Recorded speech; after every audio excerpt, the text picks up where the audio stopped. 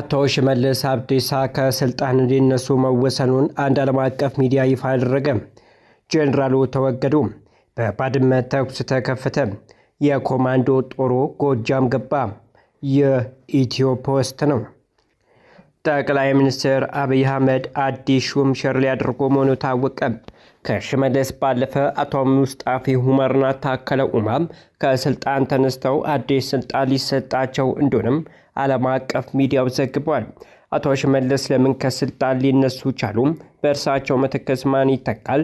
እንዲሁም በቀጣይ ምን ስልጣን ሊሰጣቸው ይችላል በሚለው ዙሪያም ሰፊ ዘገባ ይዘናል።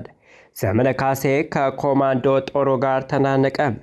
ጎጃም ላይ የኮማንዶ ጦሩ መግባቱም ተረጋግጧል። ኮማንዶ ከፋኖ ኃይሎች ጋርም ከባድ ትንቅንቅ እያደረገ እንደሚገኝ ታውቋል። በጎጃም ከኮማንዶ ባሻገር የአየር ወለድ ጦር ጭምር መግባቱም ተረጋግጧል። በኢትዮ ኤርትራ ድንበር በሆነው በባድመ ተኩስ ተከፍቷል። በመጨረሻም እንደተፈራው ተኩሱ ተጀምሯል። ከድንበር የተሰማውን መረጃ በዝርዝር እናቀርብላችኋለን። ጄኔራል ታደሰ ወረደ ከአደባባይ ጠፍተዋል። ጄኔራሉ በጌታቸው ረዳ ላይ ያደረጉት በራሳቸው ላይ ደረሰ ይመስላል። ለጉዳዩ ቅርበት ያላቸው ምንጮች ጄኔራል ታደሰ ከስልጣን መፈናቀላቸውን እየተናገሩ ነው። ዶክተር ደብረጽዮን በቅርቡ ያቋቋሙት የጦር ኮሚቴ የጄኔራሉን ወንበር እንደ ጠቅላላ የሚገልጽ መረጃ ወጥቷል። የጄኔራሉን መንበር እንደ ጠቅላላው የሚገልጽ መረጃ ወጥቷል። ተሰሙታላችሁ። ኢትዮጵያ ኤርትራ ላይ ጫና እንዲደረግ ሀያላን ሀገራትን ጠየቀች። የኤርትራ የውክልና ጦርነት ኢትዮጵያን እያመሰ ስለመሆኑ ጌዲዮን ጢሞቴዎስ ተናግረዋል። ፕሬዝዳንት ኢሳያስ በበኩላቸው ሳይረፍድና ሳይጀመር ጦርነቱን አስቁሙ ሲሉ ተማጽኗል። የተወደዳችሁ ተመልካቾቻችን እነዚህና ሌሎች መረጃዎችን ይዘናል።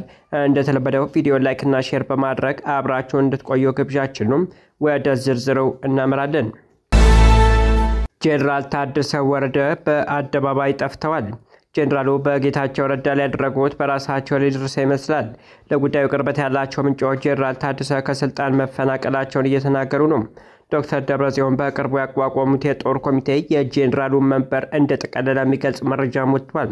ህወሓት ወደ አፋር ክልል ዘልቆ በሐራ መሬት ላይ ጥቃት በከፈተበትና የመልሰው ምት የድሮን ጥቃት በተፈጸመበት አጋጣሚ ነው ጄኔራሉ የጠፉት። ከዚህ ቀደም አብረዋቸው በአደባባይ ይታዩ የነበሩ የህወሓት ሰዎች ምክትላቸው አማኑኤል አሰፋም በተለያዩ መድረኮች ላይ ለብቻቸው ታይተዋል። ጄኔራሉ ወደ ራያ ጫርጫር በሚጓዙበት ወቅት መንገድ ላይ በሐራ መሬት ተኩስ ተከፍቶባቸው እንደነበረ መገለጹ ይታወቃል። ጄኔራል ታደሰ ወረደ በራያ ባቀኑበት አጋጣሚ በመንገዳቸው ላይ በሐራ መሬት ተኩስ ከተከፈተባቸው በኋላ ወደ መቀሌ ተመልሰው ነው በዚያው የጠፉት። የጌታቸው ረዳ ደጋፊ ሆኖ ከእጃቸው የወጣውን የራያ አካባቢ አስተዳደር ለመጠቅለል ከህወሓቱ ሊቀመንበር ደብረጽዮን ገብረ ሚካኤል ጋር ማይጨው ላይ ውይይት አድርገው ጠፍቷል። ጄኔራሉ ከራያ መልስ በአደባባይ አለመታየታቸውን ተከትሎ ወትሮም ለምልክት ይዘውታል የተባለው የፕሬዝዳንትነት እንደተቋቋመ ጭምጭምታም እየተሰማ ነው። ጄኔራሉ ውጥረቱ ባየለበት አጋጣሚ ከአንድ ሳምንታት በላይ መጥፋታቸው መቀሌ ውስጥ ምን እየተካሄደ ነው የሚል ጥያቄን አስነስቷል። የጄኔራሉ መጥፋት ከዚህ ቀደም ጌታቸው ረዳ እንዳሉት ችግሮች ሲፈጠሩ አለባቸው የተባለው የመደበቅ አባዜ ውስጥ ገብተዋል ወይም ለይስሙላ ከያዙት የፕሬዝዳንትነት ገለል ተደርጓልም እያስባለ ነው። በህወሓት አቅራቢነት ጌታቸው ረዳን ተክተው በጠቅላይ ሚኒስትር አብይ አህመድ የተሾሙት ጄኔራል ታደሰ ለይስሙላ መሰየማቸውን የሚያሳብቁ ክስተቶች በተደጋጋሚ ታይተዋል። የህወሓት ሊቀመንበር ደብረጽዮን ምክትላቸው አማኑኤል አሰፋ ጄኔራሉን እግር በእግር እየተከታተሉ በመሰረተ ድንጋይ ማስቀመጥ ፕሮግራሞች ላይ ጭምር ባልተለመደ ሁኔታ እኩል ስማቸውን አጽፈው ታይተዋል። ጄኔራሉ ለጦርነት እየተዘጋጀ ነው የሚባልለት ህወሓት አካሄድ አልተመቸም የሚባል መረጃም ሲሰማ ነበር።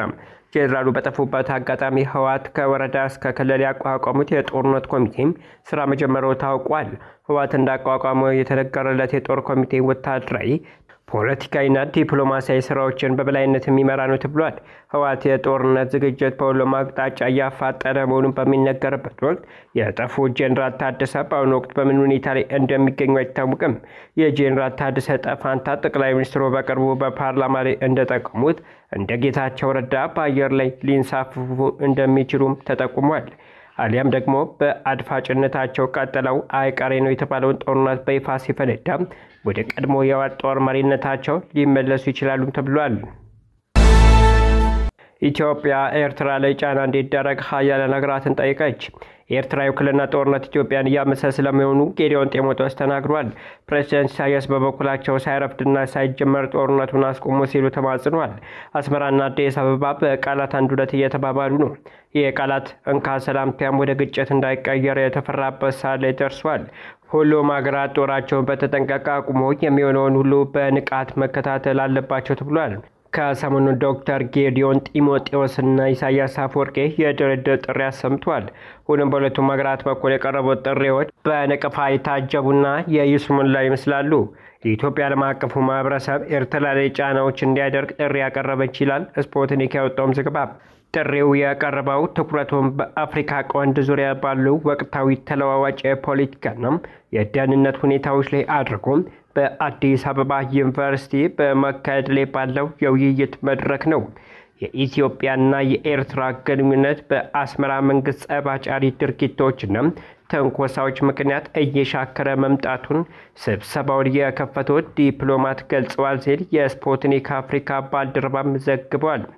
በተለይ ኢትዮጵያ የወደብና የባህር በር ጥያቄዎችን ማንሳቷን ተከትሎም ከኤርትራ መንግስት ጋር ያለው ግንኙነት የበለጠ መሻከሩን በማንሳት የኤርትራ መንግስት የኢትዮጵያን ሰላም ለማደፍረስና እድገቷን ለማደናቀፍ ታጣቂዎችን ከመደገፍና ከማስታጠቅ ጀምሮ ብዙ ተንኮሳዎች እያደረገና የውጭ አካላት ወኪል ሆኖ እያገለገለ ይገኛልን ብሏል። የመንግስት ድርጅት የአፍሪካ ቀንድ ልዩ መልእክተኛ ዋንግ ኮንግ ወደ አስመራ አቀንተው ከኤርትራው ፕሬዝዳንት ኢሳያስ አፈወርቂ ጋር በቀጠናዊ ጉዳዮች ላይ ተወያይተዋል። ፕሬዝዳንት ኢሳያስ አፈወርቂና የመንግስታቱ ድርጅት የአፍሪካ ቀንድ ልዩ መልእክተኛ በአሁናዊ ቀጠናዎች ላይ መምከራቸውን የኤርትራ ቃል አቀባይ የማነ ገብረ መስቀል ገልጸዋል። የመንግስት ድርጅት ቀጠናዊ ግጭቶችን በመፍታት ረገድ ውጤታማ እርምጃ አልወሰደም ያሉት ኢሳያስ አሁን ያለው ግጭቶችን ለመፍታት አዲስ አካሄድ ያስፈልጋልን ብለዋል። በአፍሪካ ቀንድ ወቅታዊ ሁኔታዎች ላይ ባተኮረው ውይይትም ኢሳያስ ግጭቱን ከመቀነስ አስቀድሞ መከላከል አስፈላጊ ነው ብለዋል። በአፍሪካ ቀንድ የግጭት ምክንያት የሆኑ ጉዳዮችን አስቀድሞ ከመቆጣጠር ይልቅ የዘገየ አካሄድ ውጤት እንደማያመጣም ኢሳያስ ለተመድ ልዩ መልእክተኛ ገልጸዋል። ግጭት ከተፈጠረ በኋላ በሰላም አስከባሪ ኃይል ማሰማራት የተፈለገው ውጤት ሊያስገኝ እንደማይችልም አጽንኦት ሰጥተው መናገራቸው ነው የታወቀው። በአፍሪካ ቀንድ የተፈጠረው ውጥረት የመነጨው ከዓለም አቀፉ ስርዓት መዛነፍና ከዚያም ባሻገር ደግሞ ሌሎች ጣልቃ ገብነት ስላለ ነው ብለዋል። ለልዩ መልእክተኛው ሰፊ ምሬትና ወቀሳ ያቀረቡት ኢሳያስ ቀጠናው በውጭ ጣልቃ ገብነት ወደ አልተገባ ቀውስ እየተንደረደረ መሆኑንም ጠቁመዋል። የተባበሩት መንግስታት ድርጅት ልዩ መልእክተኛ በበኩላቸው የኤርትራ ጉብኝት በቀጠናዊ ጉዳዮች ላይ ለመምከር ያለመ መሆኑን ገልጸዋል። ተመድ በአፍሪካ ቀንድ ሰላምና መረጋጋት ለመፍጠር ከፕሬዝዳንት ኢሳያስ አፈወርቂ አስተዳደር ጋር በአጋርነት ለመስራትም ፍላጎት እንዳለው አረጋግጧል። በኢትዮ ኤርትራ ድንበር በሆነው ባድመ ተኩስ ተከፍቷል። በመጨረሻም እንደተፈራው ተኩሱ ተጀምሯል። በኤርትራ ድንበር ባድመ በትናንትናው ዕለት ከባድ የተኩስ ልውውጥ መደረጉም ተሰምቷል። የተኩስ ልውውጡ በሻዕቢያና በህወሓት ወታደሮች መካከል እንደነበረም ምንጮች አረጋግጠዋል። እንደ ምንጮች ገለጻ ከሆነም ተኩሱ የተካሄደው በትናንትናው ዕለት ሲሆን ሰዓታትን የፈጀ ነበረም ተብሏል። የውጊያው ምክንያት በሁለቱ ኃይሎች መካከል በተፈጠረው አለመግባባት እንደሆነ ምንጮች ተናግረዋል። ሁለቱ ኃይሎች ጸምዶ በሚል ስያሜ ወታደራዊና ፖለቲካዊ ትብብር መፍጠራቸው ይታወቃል። የተበበር የወዳጅ ጠላቴ ነው በሚል ቤል የተመሰረተ ሲሆን ካሁኑ እንካ ሰላምታም ገጥሞታል። የአሁኑ አለመግባባትና ወደ ተኩስ እያመሩ መሆኑ ደግሞ ነገሮችን እጅግ አስገራሚ አድርጓቸዋል። ሻዕቢያ ህወሓት ከራሱ ፍቃድ ውጪ እንዳይሆን ስለሚፈልግ ጫና ማሳደሩ የተኩስ ልውውጡ መንስኤ ሆኗል። ምንጮች እንደሚሉት በዚህ ተኩስ በህወሓት በኩል ከፍ ያለ ሰብአዊ ኪሳራ የደረሰ ሲሆን በሻዕቢያ በኩልም መጠነኛ የሚባል ጉዳት ደርሷል። ይህ በእንዲህ እንዳለ በትግራይ ህወሓትን የሚነቀንቅ ዘመቻ ተከፍቷል። ዘመቻው ህወሓት በርካታ የሰው ኃይል በመጠቀም ሊከፍት ላሰበው ጦርነት ትልቅ እንቅፋት ፈጥሮበታል ነው የተባለው። በተመሳሳይ የትግራይ ምሁራንና ባለሙያዎች ማህበራት ከቀናት በፊት ባወጣው አስቸኳይ መግለጫ የትግራይ ህዝብ ዋና ፍላጎት ሰላም ብቻ ነው ብለዋል። ከጫፍ እስከ ጫፍ ያለው የትግራይ ህዝብ ጦርነትና የጦርነት ወሬ መስማት አይፈልግም ያለው ማህበሩ ህወሓትና አንዳንድ የጦር ጀነራሎች የፕሪቶሪያው የተኩስ አቁም ስምምነት መሰረት በማድረግ ነገሮች በሰላማዊ መንገድ ከመፍታት ይልቅ ትግራይን ወደ ሌላ ዙር ጦርነት ማስገባት ይፈልጋሉም ብሏል። በሌላ በኩል ጠቅላይ ሚኒስትር አብይ አደገኛ እንቅስቃሴ እያደረጉ ባሉ የትግራይ ጄኔራሎች ላይ እርምጃ እንዲወስዱም የሚጠይቅ ድምጾች ተበራክቷል። ለጦርነት እየተዘጋጁ ያሉና የጦር ድቤ እየደለቁ ባሉ የትግራይ ጥቂት ጄኔራሎች ላይ ህግ ማስከበር እርምጃ እንዲወሰድ የጠየቀው በ4 ኪሎና በመቀሌ መካከል ውጥረቱ በተጋጋመበት ወቅት ነው። ከአምባሳደሮች እስከ ፖለቲከኞች እንዲሁም የፖለቲካ ፓርቲዎች ጭምር እስከ መቼ ነው እንዲህ ያለ ህገወጥ እንቅስቃሴ እያደረጉ ያሉት? በምንስ መንገድ ነው እንዲህ የሚቀጥሉት ብለዋል። ከሰሞኑም በሶማሊያ የኢትዮጵያ አምባሳደር የሆኑት አቶ ሱሌማን ዱድፉም የቅጥረኛ ቡድን ተጨማሪ ጥፋት ከመፈጸሙ በፊት ህጋዊ እርምጃ ሊወሰድበት ይገባል ሲሉ መጠየቃቸውም የሚታወስ ነው። ጎጃም ላይ የኮማንዶ ጦሩ ገባ። ከፋኖ ኃይሎች ጋርም ከባድ ትንቅንቅ እያደረገ እንደሚገኝ ተገልጿል። በአማራ ክልል ውጊያዎች ከመብረድ ይልቅ እየተቀጣጠሉ ስለመቀጠላቸውም ከክልሉ የሚወጡ ሪፖርቶች ያመለክታሉ። ሁለቱም ኃይሎች ለተኩስ አቁም ጥሪ ጆሮ ዳባ ልበስ ብለው በቀጠሉበት ውጊያም አስከፊ ቀውስ እየታየ ነው።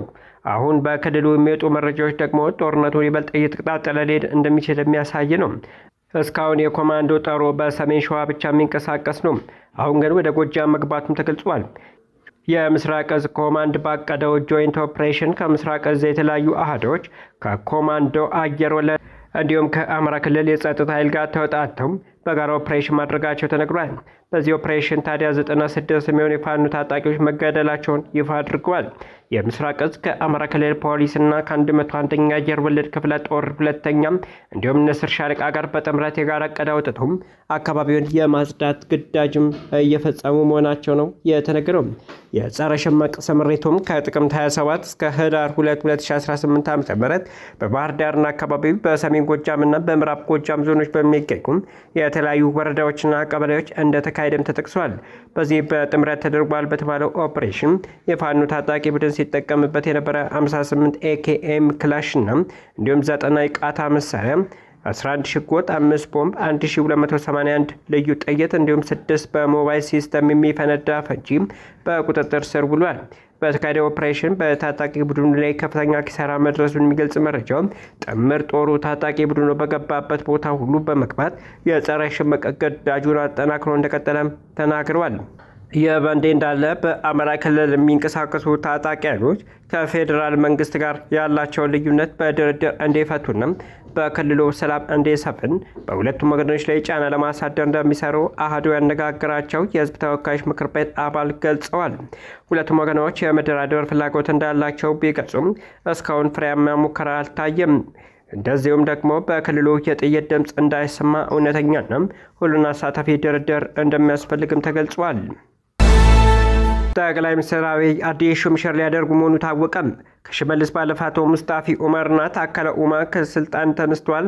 አዲስ ስልጣን ሊሰጣቸው እንደሆነም ዓለም አቀፉ ሚዲያ ዘግቧል። አቶ ሽመልስ ለምን ከስልጣን ሊነሱ ቻሉ? በእርሳቸው ምትክስ ማን ይተካል? እንዲሁም በቀጣይ ምን ስልጣን ሊሰጣቸው ይችላል የሚለው አዲስ መረጃ ሆኗል። ጠቅላይ ሚኒስትር አብይ በባለስልጣኖቻቸው ለሚወስዱት እርምጃ እንደዚሁም ሹምሽርም መቀጠሉ ተነግሯል። ጠቅላዩ ባለፉት 4 ወራት ብቻ በርካታ ባለስልጣኖችን አንስተው በአዲስ የተኩ ሲሆን የለምን የሚል ጥያቄ ያጭሯል። ታዋቂው ሶማሊኛ ጋዜጠኛ አክቲቪስት በሽር ሐሺ የሱፍ በትናንትናው ዕለት ከ4 ኪሎ ምንጮች ያገኙት ያሉትን መረጃ አጋርቷል። ጋዜጠኛው ምንጮች ጠቅሶ ባወጣው ዘገባ ጠቅላይ ሚኒስትር አብይ አህመድ በቀጣይ ቀናት በክልል አመራሮች ላይ ሹምሽር ያደርጋሉ ብሏል። እንደ ጋዜጠኛው መረጃ አብይ የሶማሌ፣ አፋር፣ ቤኒሻንጉል፣ ኦሮሚያና የሲዳማ ክልል አመራሮችን ከስልጣን ለማንሳትና አንዳንዶችን ወደ ፌዴራል መንግስቱ አመራርነት ከፍ ለማድረግ ማቀዳቸው ተዘግቧል። ይህን ተከትሎ ላለፉት 6 ዓመታት ለማ መገርሳ ተከተው ኦሮሚያ ክልልን ሲያስተዳድሩ የቆዩ ሽመልስ አብዲሳም ከስልጣን ተነስተዋል ነው ያሉት። ከዚህ በተጨማሪም ከረጅም ዓመታት ከአብድሌ ኤሊ ቀጥሎ ክልሉን ሲመሩ የነበሩት አቶ ሙስጣፊ ኡመርም የሹምሽር አካል እንደሆኑ ተዘግቧል። አቶ ሙስጣፊ ከቅርብ ሳምንታት ወዲህ ከኦሮሚያ ክልል በወሰን ድንበር ከገቡበት ውጥረት ጋር ተያይዞ ከስልጣን ሊነሱ ይችላሉ የተባለው። ይህን ተከትሎ በቦታው ላይ አቶ አህመድ ሺዴ ሊሾሙ እንደሚችሉም ተዘግቧል። አበቃን። መልካም ጊዜ ተመኘን።